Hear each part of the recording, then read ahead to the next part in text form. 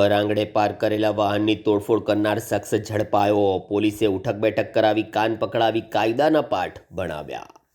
વડોદરાના GIDC colony Manjalpur પાસે રાત્રિના સમયે અજાણ્યા ઈસમો દ્વારા ઓલા ટુ વ્હીલર ગાડીની તોડફોડ કરવામાં આવી હતી, જે ઘટનાનો વિડીયો સોશિયલ મીડિયામાં વાયરલ થયો હતો। જે વિડીયોને આધારે માંજલપુર પોલીસ હરકતમાં આવી હતી અને આ ગુનામાં એક શખ્સ રહેવાસી માંજલપુરનો વિશાલ નથુભાઈ પાટીલને ઝડપી પાડ્યો હતો, જ્યારે વિપુલ યાદવ અને સાર્થક પુવાર નામના શખ્સોને વોન્ટેડ જાહેર કરવામાં આવ્યા છે। ઝડપાયેલા વિશાલ પાટીલને માંજલપુર પોલીસ મથકે લાવી પોલીસે કાન પકડાવી ઉઠક બેઠક કરાવી કાયદાના પાઠ ભણાવ્યા હતા।